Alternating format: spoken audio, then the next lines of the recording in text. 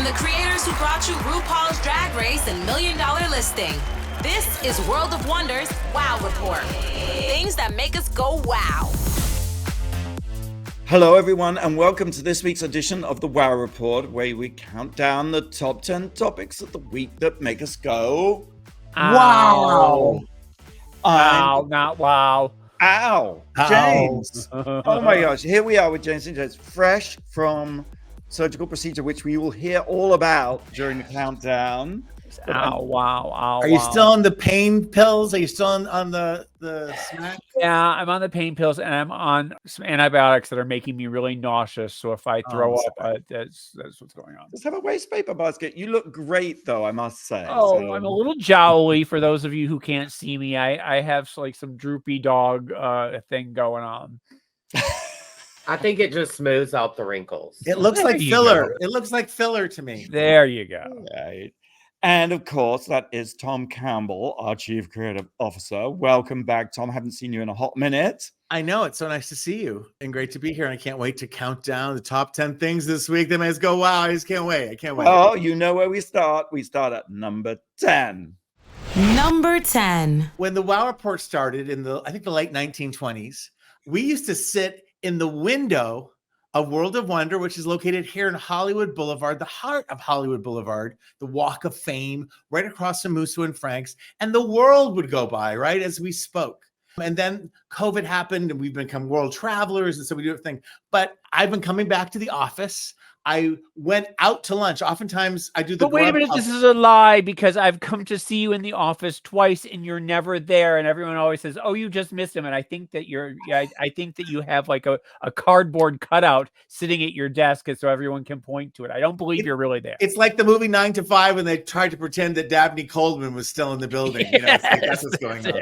No, but I went out to lunch with Theron. This is a long setup, and we sat at the sushi restaurant on the sidewalk, and I say this with love because I didn't feel threatened, but it is another planet on Hollywood Boulevard right now in terms of the characters, the people, the look. It's always been funky, but the news is the buried headline is there is a proposal that I don't know if you guys read about or heard about that they are renovating Hollywood Boulevard from like La Brea all the way to Silver Lake. They're talking about turning it into 2 lanes of traffic instead of 3 or 4 or whatever it is now, to add a bus lane, a bike lane, and to widen the sidewalks to make more cafe dining in an attempt to make Hollywood more livable, more attractive to. It's one of the most famous roads on the planet, and they're trying to make it something special. Since 1984, when I first started coming to LA, when they had just renovated the Roosevelt Hotel, I've heard year after year, decade after decade. I was just going to say, all I've heard since 1937 is that we are going to upgrade Hollywood Boulevard. It is a panoply of every type of person, of every type of, I'm just going to say it, miscreant, weirdo, and we count ourselves in that number. We're on that boulevard every day. It's true. I remember when you bought the building, the WOW building, you said it was because the Hollywood Boulevard was coming up. Well, do you think it'll work? I mean, because they're always disappointed tourists when they come, but are you ever really going to feel safe eating on Hollywood Boulevard? They kind of did it with Times Square, right? That's always the comparison. Yes. But here it's somehow different. And you can't help bring this up. And this is what a lot of the feedback has been online to the articles in the LA Times and very reputable things. There is a huge homeless problem in California, in the country, in Los Angeles, in Hollywood. You need to fix the root of the problem before you can do a cosmetic reconstruction. Right. And the cosmetic change does bring around change and improvement, but it doesn't, like you said, there's more than one thing happening at once here. Yeah. Now, I wasn't in town for the election. I'm so bad, but I do believe California, it was announced this week too, it narrowly passed, but the funding to fight the homeless problem in the state of California passed. Millions. How are they fighting it? Do you know? I don't have I can look that up for the next week, but it's like, at least, it just barely passed, which is kind of the story people are saying, like, eek, why wouldn't people overwhelmingly want to, stop this problem? But it did pass. I don't want to pretend to know what I'm talking about, but it's about affordable housing for people, right? I know it's more than that, and mental health and all kinds of things, but people it's building those little, the tiny homes, the tiny, like 1-bedroom things for, yeah. There are people that study this stuff and know it better than I, but yes, this is the idea of making it. I still love being in Hollywood, by the way. I'm so happy we are here. My fear bubble is what I call it. I haven't had anything really overly dramatic happen to me where you start to feel unsafe. So I love the color. I love the characters. I feel like, and this is going to be preachy, I don't mean it to be, but it's like when I worked in HBO during the comic relief, that was just started with, Whoopi and Billy Crystal. Okay. And Robin Williams, and and at that time it was the idea that we're all one paycheck away from being homeless. It could happen to any of us, and there was great compassion for the homeless. And now, because it's become such an overwhelming, visible problem, somewhat threatening to some people, that now people have sort of this disdain for homelessness, which makes me sad. Well, I live in a gated building, and I've told you that I think I told on this, where how I opened the curtains one day and there was a pregnant, naked woman who tripping on LSD, pressed out her boobs up against my window, banging on the window. And she must have known you, James, I think. Well, I don't know if she was a fan. I don't know what was going on, but the cops were trying to arrest her, and she was throwing herself against my window. She almost came crashing through.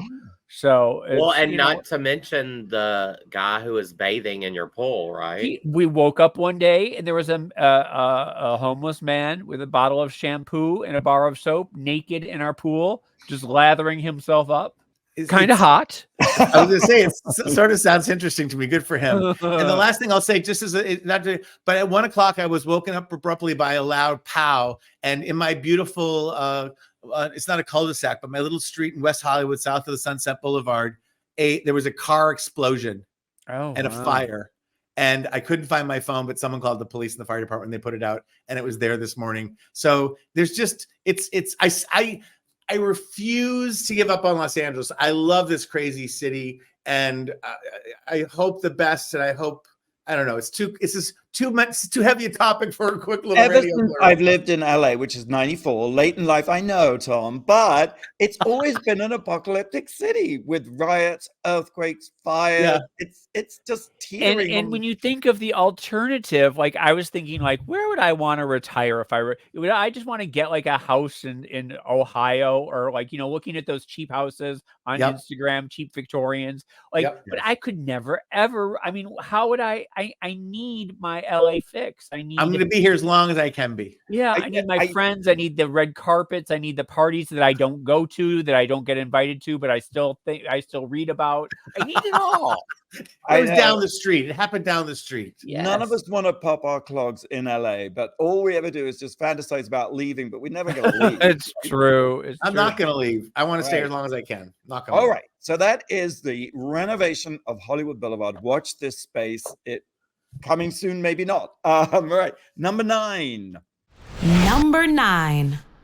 I've really gotten into podcasts lately. Like, I just find that they're easier than reading a book, less time snatching than watching something. And I love listening to them just a little bit sped up. So I feel I'm like getting more done. And Steve Kelly, who produces some of the international versions of Drag Race, turned me on to the best podcast I've ever heard in my life. It's called The Rest is History. It's been on for a long time. It's like 500 episodes. Tom Holland and Dominic Sambrook are the co-hosts, and they have just this great banter. They do things like the history of chocolate or Titanic or the Nazis. And I have just become addicted to this podcast. Anyway, one of the episodes I listened to was it's called The Origins of Fascism, because I don't know about you, but obviously it's a timely issue with the election coming up and certain people running for president. And I've often wondered, well, before the Nazis and before Mussolini, where did it come from? Because fascism is actually quite a modern thing. Well, blow me down.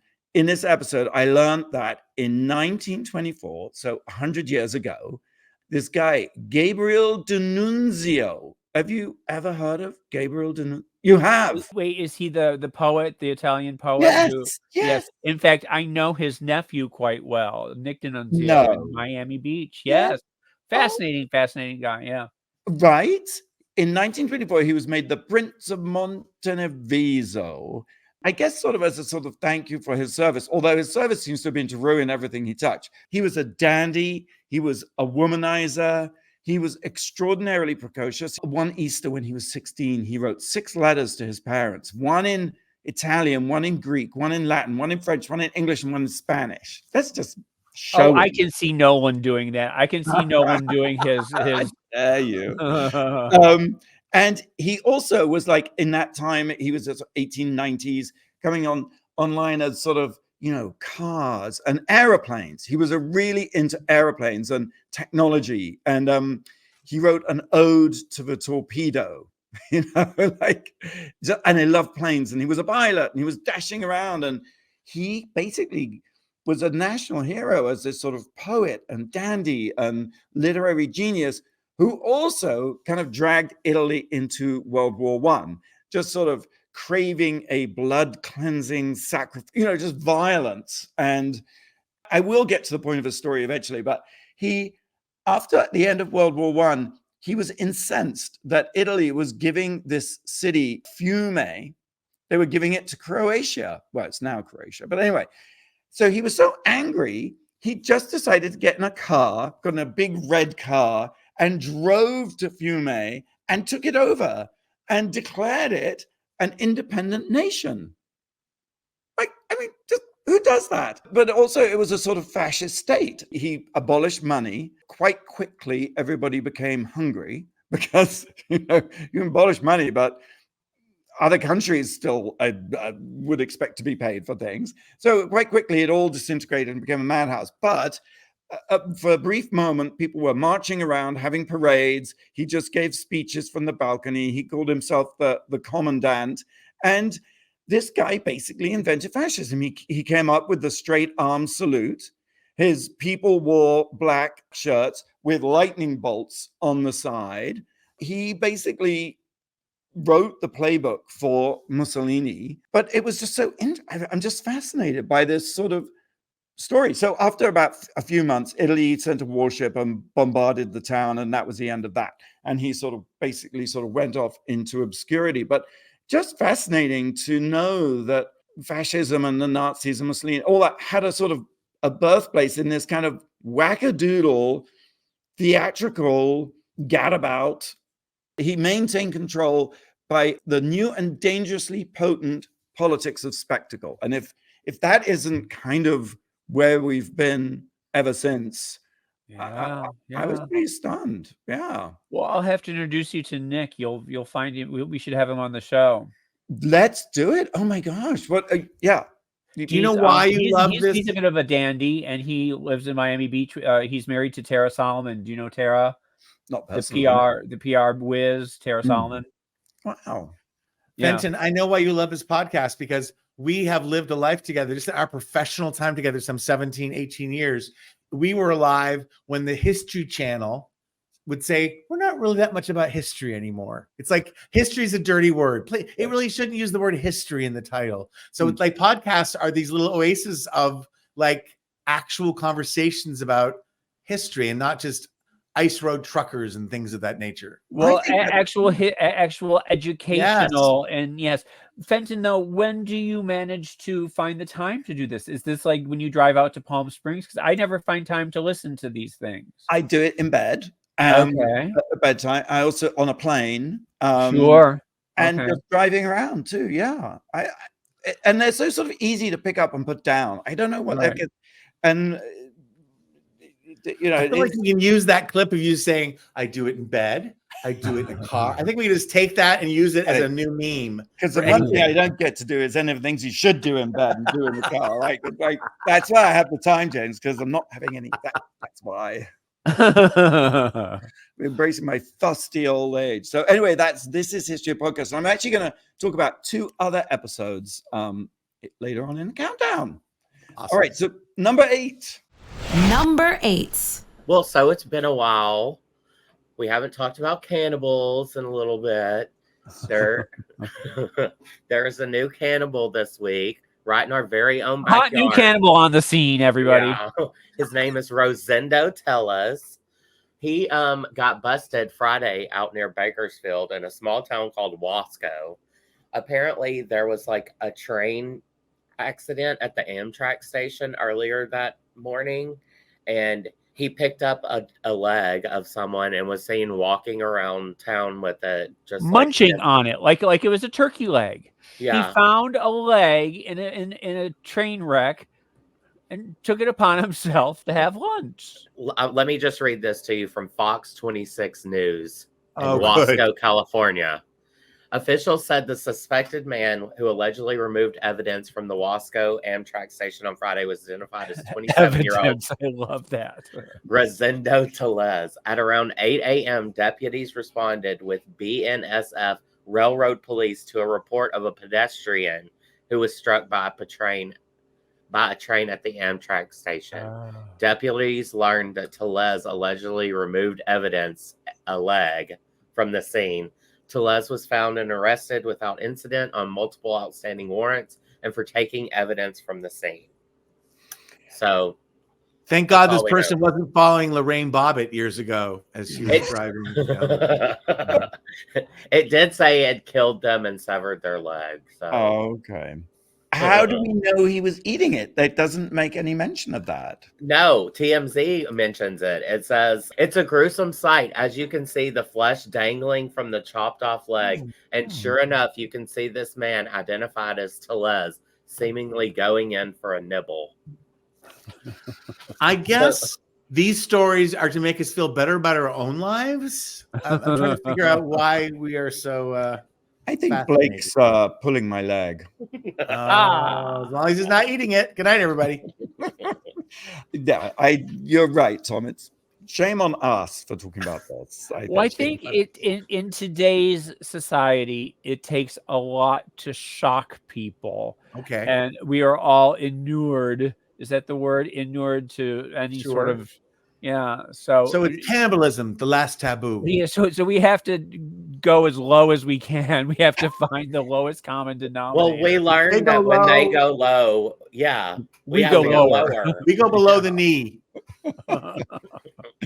Let's take a break. Brand new episodes of RuPaul's Drag Race Season 16 and UK versus the World tonight, of course, on WOW Presents Plus Worldwide, and of course, here in the States on MTV.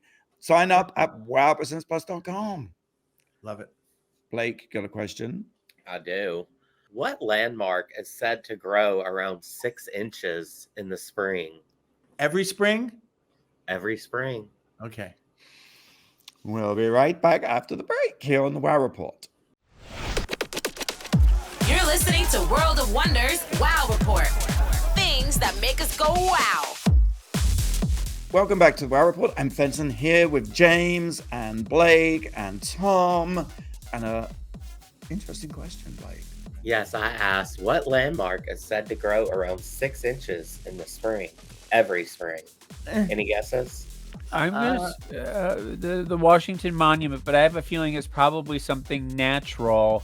That Old Yeller. Old Yeller. No. What? It is actually the Eiffel Tower. It's because iron expands when it heats up. Oh, there you go. And then it shrinks back down when it's colder. Oh, So the Eiffel Tower is a grower, not a shower. Exactly. there you go. All right, let's carry on with our countdown of the top 10 things of the week that made us go, wow. We've reached number 7. Number 7. We live in a world where Diana Ross is 80 years young. Does that, you know, I'm obsessed with Diana Ross, so I'm thinking he needs to talk about her. Does not Diana Ross and the figure 80 years old, doesn't that shake you to your boots a little bit? Congress, but it also, sadly, I'm a pessimist, and it makes me think that we are someday, very soon, going to be living in a world without Diana Ross, without Carol Burnett, without Cher. It's strange to me that we are still living in a world without Angela Lansbury and Betty White, you know, but this, I'm going to do a whole piece on Lost later. I don't disagree with you, but the fact that these people stay vital, one of the things I love about LA, continuing that theme, is and I never want to take it for granted. And I live just below the Sunset Strip with all the billboards. I love the Sunset Strip. I love the billboards. It's like when you put posters in your room as a kid, it's this montage of like the coolest things happening in pop culture. And it's not even the most efficient place to advertise. I don't think if you're going to spend millions of dollars, why would you do them on billboards in this one little strip of land? But it is this tradition of Hollywood saying, this is what we're behind. This is what we're like. Even awful Netflix, which takes over half the billboards, they do such dynamic, artful things. I do like the Netflix billboards around town. Yeah. Diana, has been the Saint Laurent poster girl this year and her 80th birthday. And there's these stunning black and white photos of her. And I just took all these pictures. It was against the 8730 Sunset Boulevard, which happens to be where Galen Mori was, which was my first job in Hollywood. So I was taking all these pictures and keeping on the crazy theme. Some crazy man came up to me. It was very early on Sunday, so there's not a lot of traffic. And he goes, "What are you doing?" And I sort of walked away from him and said, "I'm taking pictures of Diana Ross." He goes, "What are you, F word?" And I was like, and I just kept walking. I was berated once again for my love of Diana Ross by a stranger. But I just want to read this and then I'll shut up. I was hoping at the time of this taping, Evan Ross, her son, said they're going to blow out and have this huge party for her. It's going to be incredibly special. It hasn't broken the news yet. But during her birthday, on her birthday itself, Tracy Ellis, who's the best daughter in the world, in case you were wondering, wrote, "Did you know that from 1976 to 1985, Rhonda, her sister, was born in 71. She was born in 72, Chudney in 74. My mama, Diana Ross, put out an album a year, did multiple tours, produced and starred in variety TV specials, shot Mahogany, The Wiz, produced the legendary 1983 Central Park Cars and the estimated 800,000 attendees. When the first night of the show got rained out, she chose to pay for and redo the next night, left Motown, purchased an entire floor of a prestigious Fifth Avenue building, bought an estate outside of New York, an office building where she manufactured Diana Ross pantyhose and other merchandise. And this was at a time barely when women could have their own access to birth control, credit cards, even serve on juries." And they said, what you don't know is that she was always waking us up for school. She was the best waker-upper. She was having family dinners. She was there. She was bath time. She was recording at night when we slept. She was planning our birth dates, play dates, doctor's appointments, and settling arguments between siblings. But and that doesn't even count her Supremes years. She's such a storied performer. And, I love that she's in legendary status because you don't have to all her music is now in the context of her career and not like what was like in 1983. Was Diana Ross's song the hottest song? No, because Madonna was emerging. But now you can listen to the body of her work and appreciate it as a whole. I just love Diana Ross. I think it's amazing that, I think everyone lives 20 years longer if you're lucky. No offense to Cher or Dolly, but I think Diana Ross has black on crack.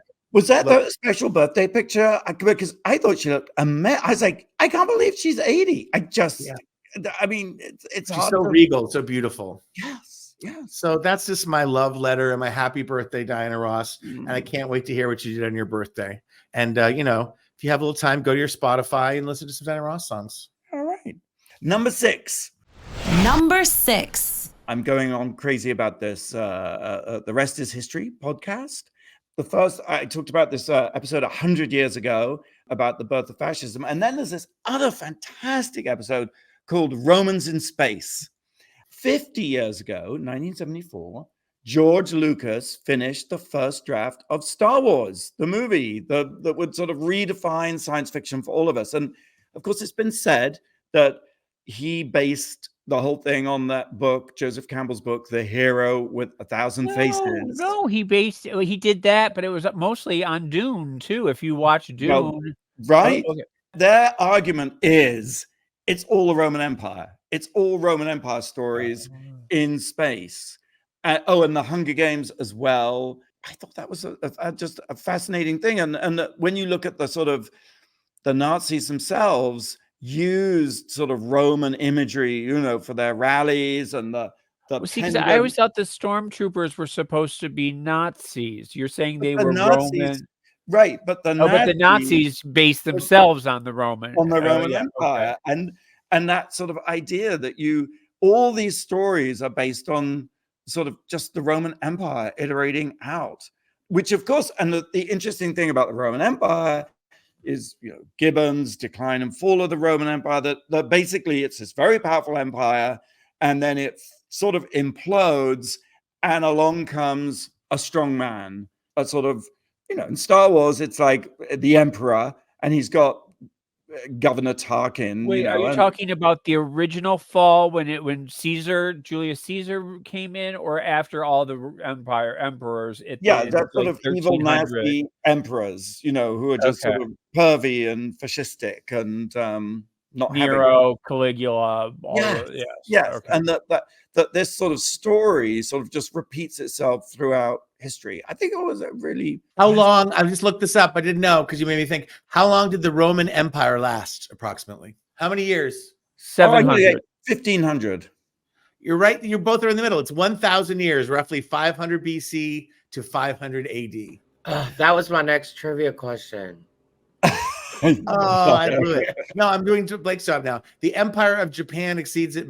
No, but it's just interesting that it lasted for 1,000 years. How old is our country now? 200. Exactly. And we are at the end times of the Roman Empire. We are on the downward curve. I mean, the Roman Empire has had the best year ever. Like, man, think about it daily. Right? Absolutely. And, they point out another really fascinating thing is that in a lot of these spectacles, these movies, these sci-fi stories, invariably, they say, the villain is played by an English guy.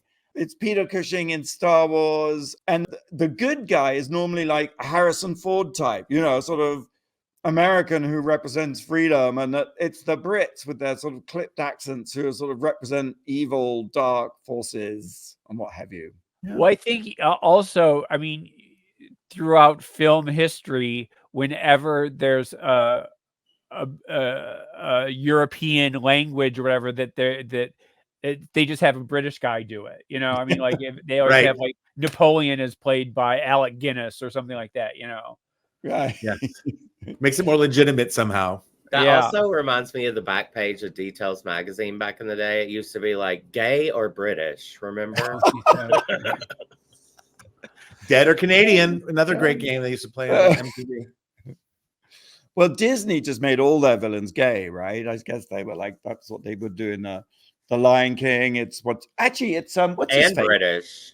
What is Jeremy Irons, who's not gay? I don't want to, but just very Jafar in Aladdin, of course. Yeah. Right.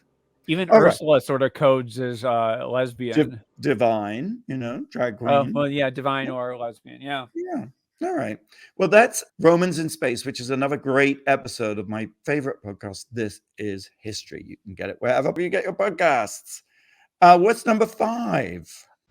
Number 5. I am on my last leg right now. I don't even know how I'm sitting here. I had dental Someone took surgery. It away? Someone took your leg and chewed on it? Yes, well, felt like it. I had dental surgery yesterday, and I need to get 3 dental implants, where they put the screw into the jawbone, but I am losing bone at an alarming rate in my jawbone. So they had to take the teeth out, slice my jaw open, and then put in cadaver bone. And then the cadaver bone has to attach itself to the bone. And then in 5 months, they can put the screw in. And I was given an offer. I was telling Fenton yesterday that they give you an option of human cadaver, pig cadaver, cow cadaver, or synthetic cadaver. Why didn't you? Oink, oink, oink, oink. Yay! I was going to say you should have chosen man because it was the first time you've had a bone in you.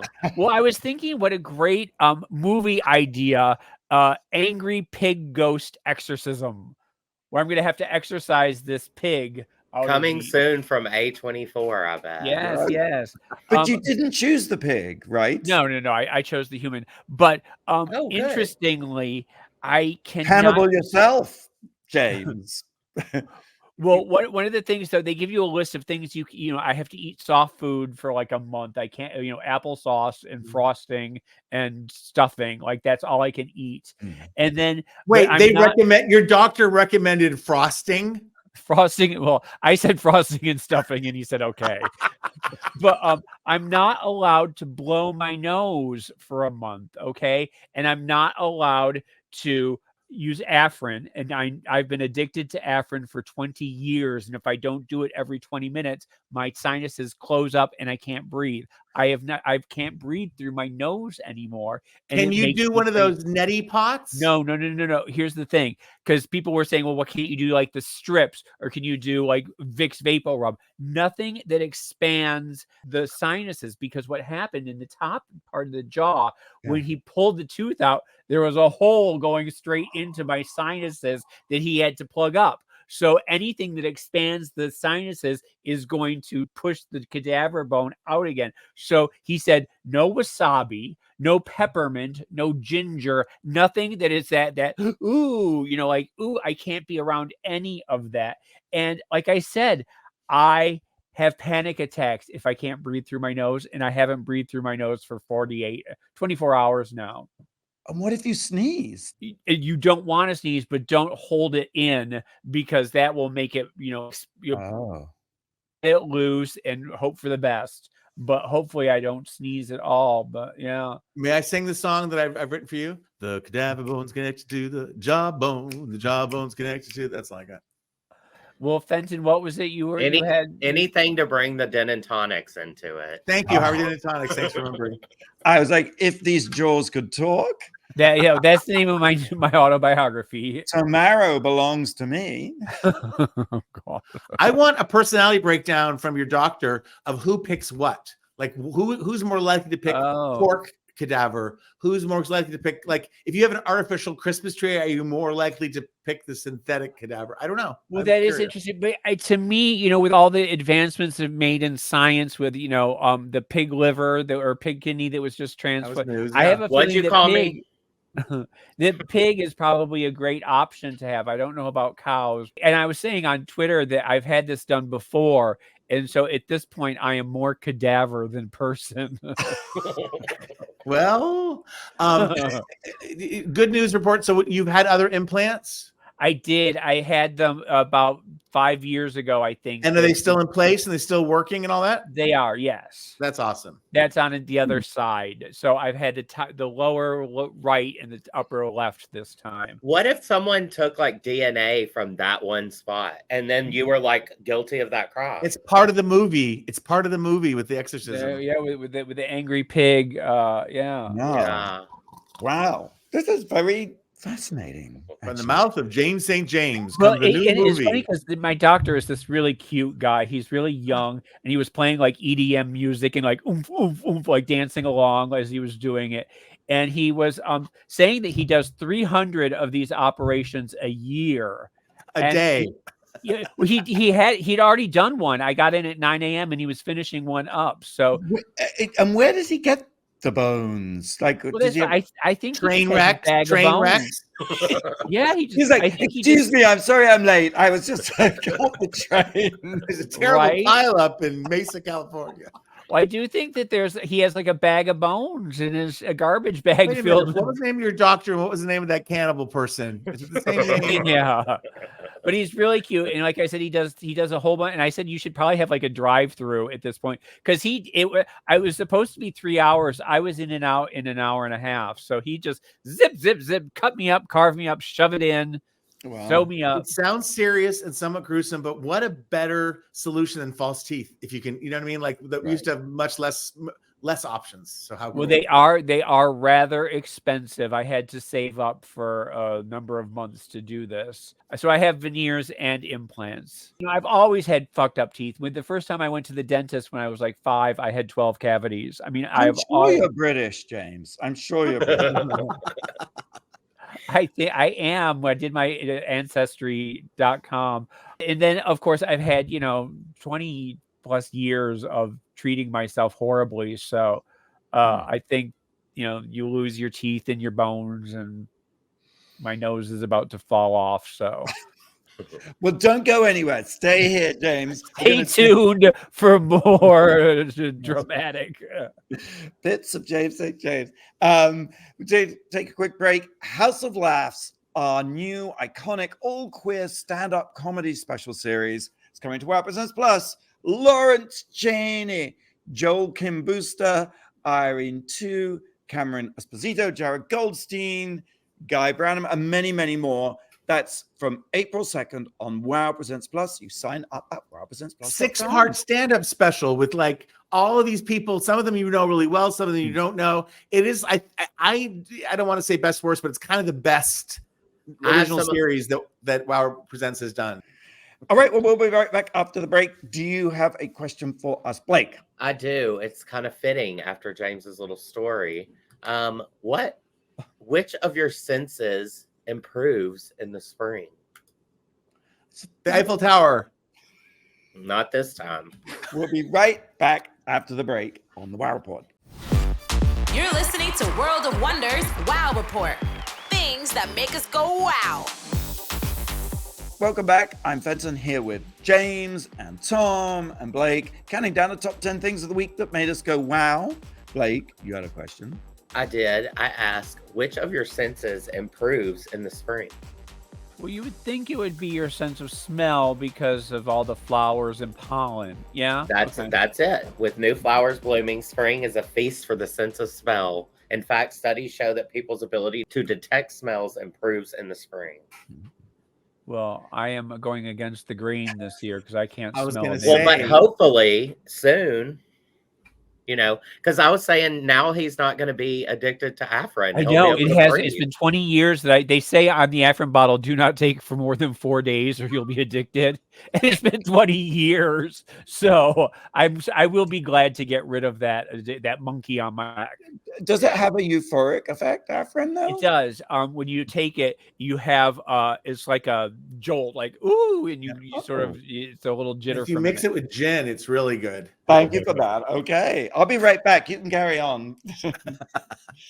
Number 4, Tom. Number 4. I'm going to indulge myself and tell a personal story. We often save it for rest in peace. And this is about one of my cats who's not dead, but I just did Einstein and Bear, who I got from, Theron. Theron had found a cat in the World of Wonder basement, brought it home. It was pregnant. The cat had the babies on April 13th. Tom, I was going to say that was like 15 years ago. April 13th, 2007. And the cats are about to turn 17 years old. Wow. Bear's a fighter. Einstein, right before I left for my trip, was really swollen, and I brought him in, and he had to have something drained. This is some weird, bizarre thing. But in the course of the time that he was so big, he had lost a lot of muscle tissue. So he's a very frail, bony cat. Einstein, I called him Einstein because he has this crazy mane of white and gray hair. He looks like Einstein. And I love them both so much. And Einstein, I'm just like, because there was a Wow report. I don't know which one of you was there when I thought cats have 9 lives, and I've mourned the death of my cats many times. They get out of the apartment, they don't come back, and then suddenly they come back. But there was one time when Bianca Del Rio was on, and I had just gotten confirmation from a poster I'd put out about my cat that some sicko called, I believe it was a sicko, and said, there's a cat here and it's half eaten. Like there was a second half of a cat and it matches the description of your cat.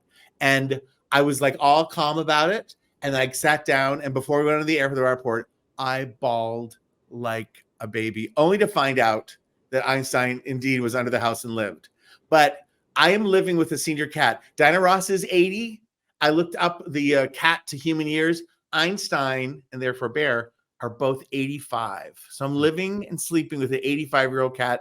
And I just want to talk about elder cats because I don't want to come on the air and do I just worry every morning, should I bring him into the vet? Because he's just moving slow. Everything seems to be working, going to the bathroom, drinking water, eating small amounts, moving very slow. And I'm in that weird irrational place where I don't want to bring him to the vets because I don't want him to suffer, and I don't want him. He doesn't seem to be suffering, and I don't want it to be the last time I see him. It's the hardest thing to know when that moment comes, but you will know. And I think, like, if you can bear to do that and be with them when you do that, that is also the greatest thing, because to know that you're there with them. And I mean, you will see them again on the Rainbow Ridge. You die Bridge. That in very short time, I'm sure you will be together.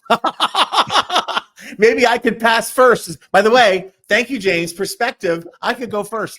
Einstein can be more than me. It's true. It's all true. We all have today. I really do. It puts me in this present place when I'm with him and I'm patting him. And even though he's bony, it's like he's present. He seems not to be in pain. I don't know for a fact, but he's purring. He's eating.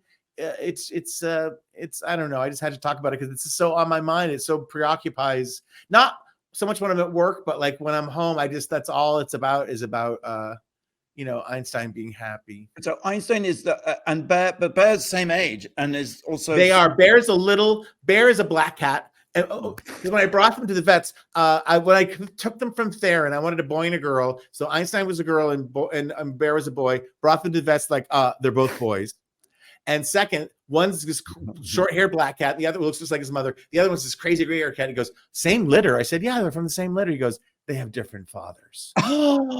So it's like the mother was a slut, which I didn't realize when cats are in heat, they drop more than one egg. So if they have more than one encounter with the male, they can have several babies all at once, different dads. So I always make the joke. It's like a Jane Wyman movie from the 1950s. And it's like, we're horrified. It's like, no, kitty cats, we're going to go out the way we came in with our heads held high, with the whole town looking down their nose at us. Anyway, I love my kitties. And it's just that I always say, and it's all the intellect. I spend so much time intellectualizing things to protect myself from dark feelings. I'm always grateful because I've lost kitty cat Campbell, some other cats. It's like, the fact that cats' lives spans are shorter than our own give us opportunities to experience grief, which is part of life. I know it sounds crazy, but I've wept the hardest for like my parents and my pets. Like they're passing. So it's interesting. It's just beautifully said, and all of it is so true. Love to Einstein. Love and prayers to Einstein. If you're watching on YouTube, give more Jane Wyman impersonations on the show. That was pretty good. All right, number 3. Number 3. The rest is history. I can't even get the title of the podcast right, but I promise you, it is really, really great, and it is so funny. And Steve Kelly told me to listen to this podcast, and I started out with a series they did on 1974, which was 50 years ago. And it's called The Worst Year in British Politics. And I remember I was 14 in 1974, and we had the 3-day week. There were power cuts. The country was just in a complete meltdown. I think we owed gazillions to the International Monetary Fund.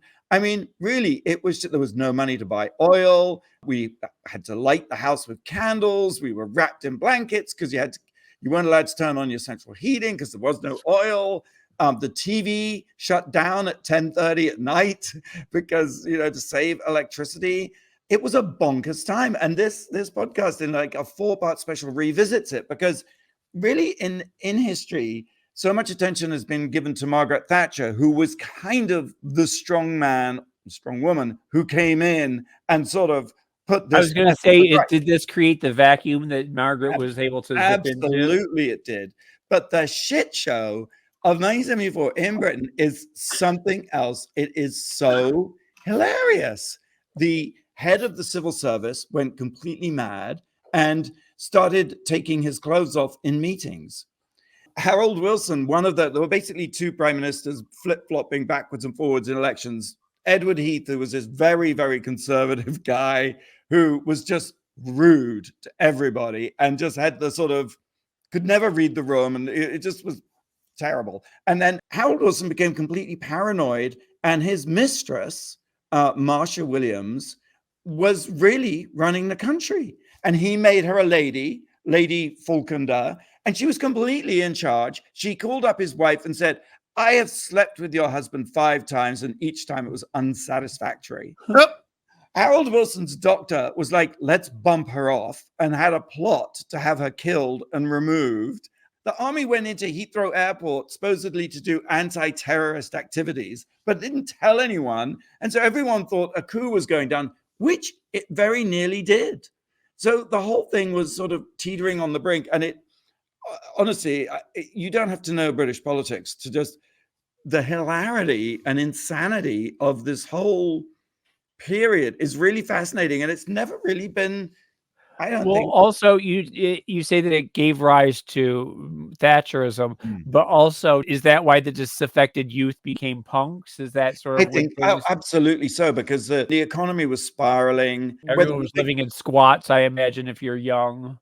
absolutely, it was just really shitty. In fact, that was also the same time that Bowie arrived at Victoria Station, and stumbled into town, visions of swastikas. Like in the song China Girl, he talks about he had this very right-wing sort of fascist neo-Nazi phase. Question. Pop culture sometimes mirror what's happening politically, and sometimes it provides an escape. I've just Googled that the #1 song of 1974 in the UK, I never heard of it, so you tell me if this mirrors or caused relief, was a song called Tiger Feet by Mac Chapman and Nikki Chin. Yes. Are you familiar? Mud. I really love your tiger feet. Woo! I love your tiger feet. It's like Mud. It was like glam rock.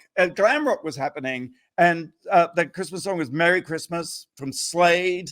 Idi Amin, remember him, Uganda? He started Save Britain Fund and pledged it 10,000 pounds of his savings and a lorry load of vegetables that were delivered. I was going to say, and this also ties Idi Amin, of course, was a cannibal. There you go. You see, there's a theme. And it ties to Steve Lawrence's passing, Steve and Idi Amin. Just one more thing I mentioned. They tried to kidnap Princess Anne. I remember that. Yeah. So I tell you, it was really bad year, 1974. Bonkers time. So that's the rest is history podcast, and there are lots of fabulous subjects like the Titanic, and it's just really, really great. Number two. I'm going to venture that 2024 is going to be the worst year ever in America for the politics and everything that's going on. We had a scandal this week that was something that just infuriated me to no end. Ronna McDaniel, the head of the RNC, who was ousted by Trump so that Larry Trump could go in, was hired by MSNBC and NBC to be a contributor, to be a political contributor, because the upper brass said we need to have Republican voices. Well, the problem is that Ronna McDaniel was a January 6th. She was a part of that. She helped Michigan fake electors. She was on the phone call with Donald Trump. Phone calls, exactly. Yeah, to try and discredit the Detroit election. She is a liar. She is a conspiracy. She still to this day says that there were anomalies that made the election not true. The people at the top of NBC who hired her, I have their names on. I've been spreading them around saying we need to fire them as well. MSNBC fired her off the bat. It took 4 days for NBC to fire them because basically every single news journalist, every single talking head went on the air and said, what the hell is this? This is the worst possible thing that could happen. And the idea of both sidesing every issue, you don't need to both sides everything. Just present the truth, present the news. We don't need to hear from Democrats and Republicans arguing over, the ice storm happening. And I mean, like, what happens is you have a slippery slope where all of a sudden, like CNN has learned, where you start having white supremacists on, you start having Holocaust deniers on, you start having, neo-Nazis. Like, it's just, where does it end? You don't need to have people like Ronna McDaniel. So they fired her, which is good. She still gets the $300,000, sign up fee that she got. So she got $300,000 for 4 days work. She went on to meet the press and spread her lies some more. So she did that. And then, we still have the rot at the top. The fish rots from the top. So you have all these right-wing Trumpers in charge of the network, which is, I guess, they're preparing for a scenario in which the unthinkable happens, and then they want to be on the right. They want the wrong side of history. The wrong side of history, exactly. They want to be on the part of the Third Reich. But I guess they're thinking survival. And who else got into bed with Ronna McDaniel was CAA. They they fired her too. They fired her on Monday. So But why? Yeah, why would CAA think that they could promote? Money. I mean, we love CAA for what they do for World of Wonder, and we love. No, I was gonna... money and profit ambition blurs people's judgment often. Not just CAA. This is all of us, you know? No, I was going to say something to them if they stuck with Ronna. But no, I don't have to. They did not. They did not, just to be clear. And I have to say, Rachel Maddow did a fantastic 23 minutes of her opening monologue. Brilliant. I mean, no commercials. I know, Tom, you're not a hugest fan, but she is sometimes she just nails it. And there's it's just like a train coming down the tracks. It's so satisfying, you know. Well, it was interesting. I wasn't going to continue to watch Meet the Press, but I watched it this week when Ronna made her debut, and right before the new host said, I had nothing to do with this hiring. I don't like, and then she went and interviewed her. It was a very contentious back and forth interview. And then afterwards there was a round table that Chuck Todd, who was fired for being a bit of a coward, he stood up and he said, no, this is wrong. I don't like this. And he got a backbone, which people were like, wow, when Chuck Todd stands up, and says this is wrong. So I mean, everyone on down the line just did, thank God, because they weren't listening to the people online. Twitter was nothing but, fire her. And they didn't care. They don't care about the audience. They cared about the talking heads. I was so absorbed in this. I thought this was number one. And I thought the show is over. I'm going to wrap it out. But no, we have to take one more break. And when we come back, we'll reveal the number one thing this week that made us go. I even go on a bigger rant about this. All right, let's go. Right after the break. James St. James, back again.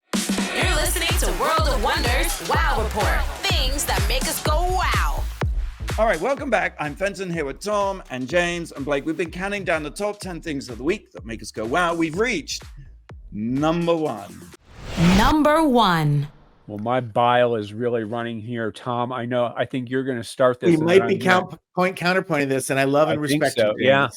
But, it was revealed this week that Kate Middleton, I know this is old news by now, but she revealed that the reason that she has been out of the public eye is because she got a diagnosis of cancer when they went in for that abdominal surgery, and she was waiting for the right time to tell her family and to process it and her young children. And it sort of stopped people in their tracks, us included. And James, you're just better speaker and more entertaining, but we were all very wrapped up in it. So I do not divorce myself from the speculation. Somehow in this world, the part of us wants to complain. We're all friendly. It's sort of what this show is about, although I think we try to keep it positive. And there's something about the royal family that's so weird and archaic that I almost think of them as cartoon characters that you can kind of make fun of. And then something like this collides where it's like, oh, suddenly it's a scenario of a young mother, a cancer diagnosis. Everything in the world seems to sort of fly in the back when it's about life and death and cancer. So it just made people like on The View. And I'm curious what you think. I don't know if I want to apologize. It just makes me think about spreading. And this sounds, I'm not a fucking saint, but it's like not speculating on the worst, and trying to create more positivity, which I fail at every single day. James, what do you think? Okay.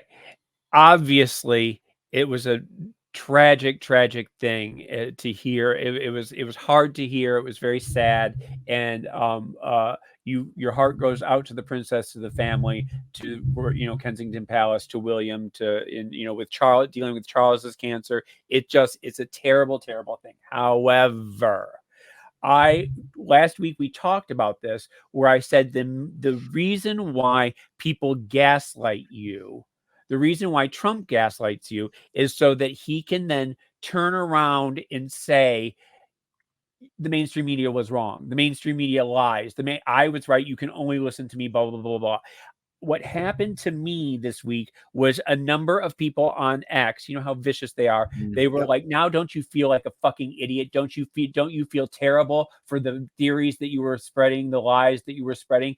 And I said, no, because what this is it gaslights people into thinking that gaslighting discredits and disparages the people who are spreading the theories. Okay, so that if a newspaper spreads the theory, then that newspaper is no longer reliable for anything else ever.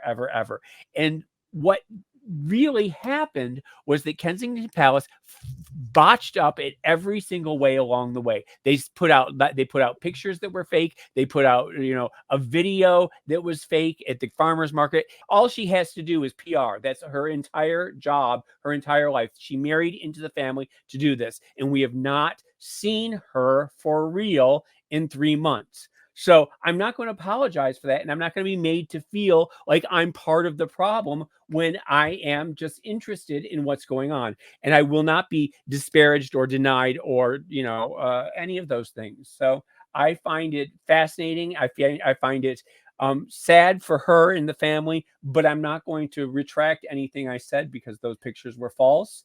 They were doctored. They lied about the doctor. William threw her under the bus wheels when she said that I'm a bad photographer, I'm a bad editor, whatever like that.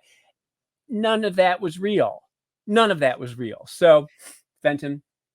Oh, I was going to say it is very, very strange. And when you say all she has to do is PR, I do think it's a huge job and a huge responsibility. But at the same time, that is the royal family is fundamentally a public institution. The British people pay for them. Yeah, they are there at the behest of the public. And of course, they're human beings. They're real people with real feelings. But if you remember, at the same time, they have this very complicated role where their job isn't a 9-to-5 thing. There isn't a hard line between yourself and the role you're playing. And maybe we shouldn't have that, but that is what it is. And it is what it is. If you remember when she gave birth, they trotted her out in makeup and in tight jeans 2 hours after she gave birth. Like that, she knows that that's what she has to do. And if Prince Charles or Prince Philip can be on death's doorstep and still wave to the crowd from his limousine, then I would think that she could too, unless there's something else going on. So, but I think we all agree. We all wish her well. We all wish her well. I don't. To be that young, to have a family and to have to tell the family and deal with all of that.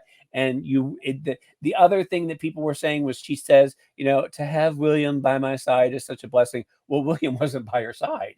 William was not sitting on the bench with her. And like, why? What is that about? Like, your wife is going through this and making this horrible, very hard to make if she did make it. But it's a hard thing to confess to people and to say to people. Why wasn't he there? I don't know.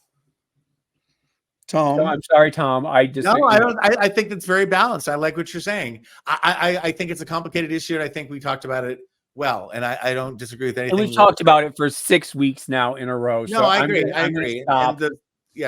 So unless there's something new that comes up, we've set our Kate Watch is officially on hold, on hiatus. Right. Well, that's all we got time for on the Wow Report today. Thank you for listening, and thank you, James, for rousing yourself. I mean, and delivering, if I may say. You have a new mouth. It's working really well. I think. You really sunk your teeth into this week's Wow. Oh God! And thank you, Tom. So good to see you, and thank you, Blake. It's nice to have us all together again, isn't it? It really is. Same time, same place next week. Until then, go out and do something that makes the world go wow.